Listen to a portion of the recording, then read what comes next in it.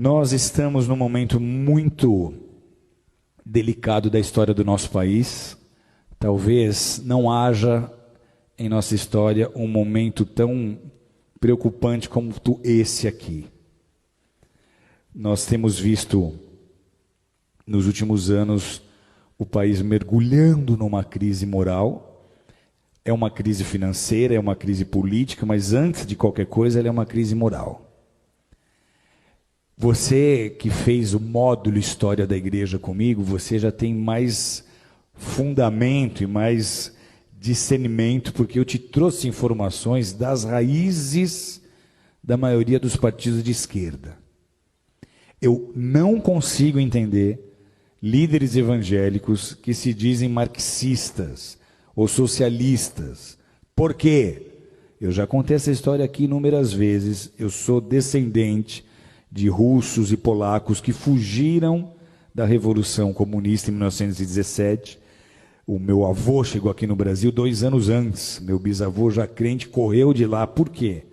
Porque essa revolução, ela implantou o comunismo em muitas nações, como Polônia, como Ucrânia, como Romênia, entre muitas outras, e simplesmente eliminou, extirpou, extinguiu as religiões onde quer que essas nações estejam sendo dominadas. Eles prenderam pastores e eles mandaram pastores para Sibéria para morrer de frio, para serem torturados e morrerem congelados. O bloco da União Soviética, ele mergulhou numa densa treva espiritual, numa densa escuridão espiritual por 70 anos. Você chega na Rússia hoje e tenta pregar o evangelho, as pessoas não têm ideia nem de que seja Jesus. E essa filosofia é a filosofia que move todos os partidos de esquerda. Os ideais desses partidos são os mesmos ideais de Karl Marx, são os mesmos ideais de Engels. Na loucura das suas ideias revolucionárias, eles começaram a pregar e a ensinar que a desigualdade social que eles deveriam combater começa na família. Eles começaram a dizer que antigamente, se você lê a literatura que fundamenta as ideias desses partidos, eles começaram a pregar que a desigualdade social ela começa na família, porque lá atrás, segundo eles, quando nós viemos dos macacos, não havia marido e mulher. Todo homem era de toda mulher era de todo homem, e os filhos não eram de ninguém, os filhos eram de todos, como os animais. E todos dividiam e compartilham tudo aquilo que eles tinham. E aí alguns mais espertos resolveram plantar em maior quantidade, ter um gado em maior quantidade para ter uma maior provisão, e para isso eles precisavam de gente trabalhando, e aí eles começaram a tomar mulheres para eles, gerar filhos para colocar como escravo no trabalho. Então eles dizem, a família é a culpada da desigualdade social, e essa é, queira você acreditar nisso ou não, a raiz que movimenta tantas ideias e tantos projetos de lei que tentam sendo aprovados, tentam se aprovar no Brasil, com a intenção de destruir a família tradicional, de destruir a família modelo judaico-cristã. Esses são os partidos, amados, que estão imputando na educação as cartilhas de gênero sexual, como nós temos vendo, de ideologia de gênero. Esses são os partidos que estão apoiando os direitos humanos, como vocês têm visto, que apoia muito o direito do bandido, do assassino, mas não quer saber da vítima. E eles transformaram, nesses anos que estiveram o governo, o Brasil no país que nós somos hoje. Não só mergulhado em crise moral, mas financeira. E por que é importante nós nos posicionarmos agora?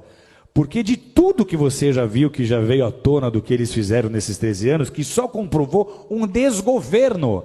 Porque o compromisso desse bloco não é com a nação brasileira. Eles nem usam a bandeira do Brasil, eles usam bandeiras vermelhas. Por quê? Porque lá em 81, o nosso ex-presidente Lula se juntou com Fidel Castro, eles formaram o Foro de São Paulo. O Foro de São Paulo tinha o ideal, lá em 81, de transformar todas as nações da América Latina em nações socialistas, em nações comunistas, e eles conseguiram então unir essas nações e edificar uma espécie de União Soviética na América Latina.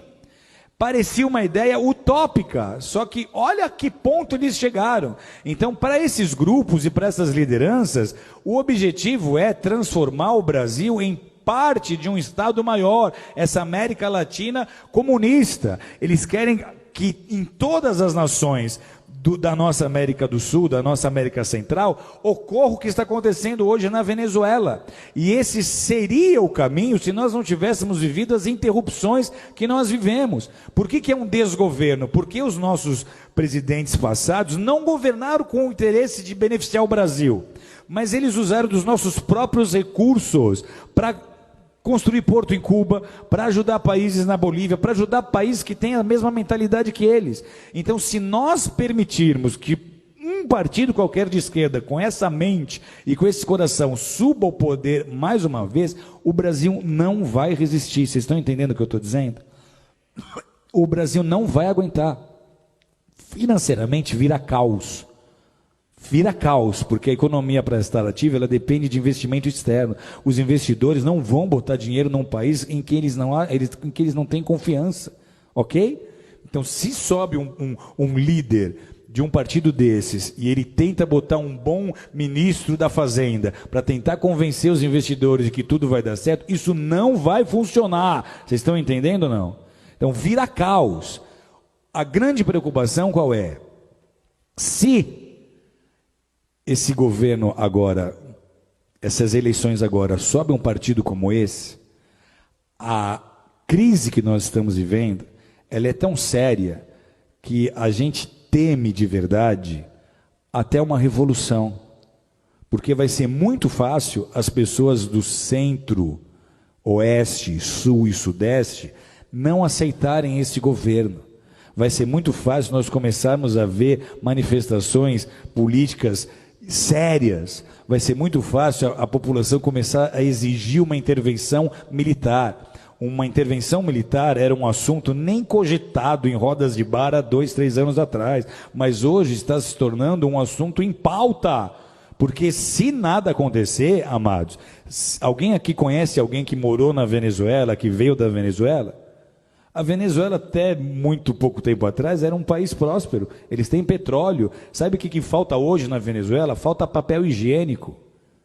Sabe o que aconteceu há 4 anos atrás? Eu estou numa sauna, no Vale Nevado, conversando com um venezuelano que tinha ido esquiar. E ele conta, a Venezuela está faltando papel higiênico. Isso há 4, 5 anos atrás. E eu falo, mas como é que começou isso? Ele fala, começou como está acontecendo com o Brasil. Começou trazendo médicos de Cuba. Então, tudo que eles fizeram na Venezuela, eles iam tentar fazer no Brasil. Se nós dermos a oportunidade deles subirem ao governo de novo, não será mais como foi da primeira vez. Você não vai ver o Lulinha paz e amor. Você vai ver o Lulinha revolucionário que vai tentar implantar o modelo político que ele acha que é o melhor para o Brasil. Sabe o que acontece com a igreja num cenário como esse?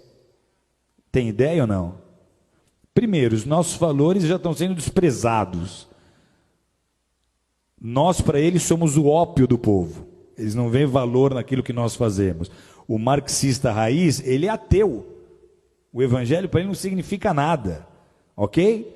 Então, para a igreja, esse é o pior cenário possível. Deus está no controle, sempre esteve e sempre estará. Mas a gente transforma uma nação com oração e com consciência na hora de votar.